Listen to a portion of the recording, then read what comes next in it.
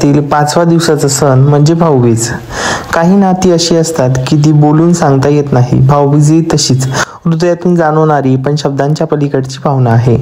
आईच्या मायेपोट जी घराला ऊब देतात ती म्हणजे बहिणीचा टीका आणि भावाचं संरक्षण। म्हणूनच म्हणताना भाऊबीज म्हणजे फक्त एक दिवस नाही, ती आठवण आहे जी वर्षभर टिकते। जिथेही असाल बहीण भाऊ एकमेकांना आठवतात, कधी फोटो बघून, कधी गिफ्ट उघडताना आणि कधी फक्त शांतपणे मी तुझ्याबद्दल अभिमान बाळगतो असे मनात म्हणतात। तू कुठेही जा, कितीही मोठा हो, पण माझ्या प्रार्थनेच्या कवच तुझ्या सोबत नेहमी सुरक्षित राहील। आजच्या धावपळीच्या जगात काही भाऊ परदेशात आहेत, काही कामाच्या व्यापात गुंतलेले आहे, पण बहिणीचं मन मात्र प्रत्येक दारावर ऐकत असतं। कधी येणार तू, आणि कधी कधी तो भाऊ येत नाही, पण तरीही ती आरती सजवते, गोड तयार होते, कारण तिचं प्रेम उपस्थितीवर नाही तर भावनेवर टिकलेलं असतं। भाऊबीजचा अर्थ खूप खोल आहे। हे नातं रक्ताने जोडलेलं असतं, पण टिकून राहणं ते भावना, काळजी आणि स्मरणानं। त्या दिवशी बहीण आरती करताना फक्त टीका लावत नाही, ती मनात आपल्या भावाच्या आयुष्याचं, दीर्घ आयुष्याचं, सुखी जीवनाचं प्रार्थना करत असते। आणि तो भाऊ गिफ्ट देताना फक्त वस्तू देत नाही, तो देतो तुझ्या पाठीशी आहे असा निशब्द प्रमाणे तो सांगत असतो। भाऊबीजचा कार्यक्रम छान पद्धतीने सेलिब्रेट केल्यानंतर आम्ही मात्र सर्वजण बाहेर खाण्यासाठी गेलो होतो आणि खाण्यासाठी मोमोज, पिझ्झा वगैरे स्नॅक्स आयटम्स भरपूर मागवले होते। त्यानंतर हे छानसं सुदुळ्यातलं एक गार्डन आहे, तिथं दुसऱ्या दिवशी मग मी ताईला घेऊन गेलो, कारण की कृष्णा लहान मुलं म्हटले तर त्यांना काहीतरी फिरायला, कुठेतरी बागडायला आवडत असतं, आणि चला म्हटलं मग आपल्याही त्या निमित्ताने फिरणं होईल। त्यामुळे मग आम्ही नेक्स्ट डेला इथं कारंजा शो वगैरे खूप छान असतात आणि ते बघण्यासाठी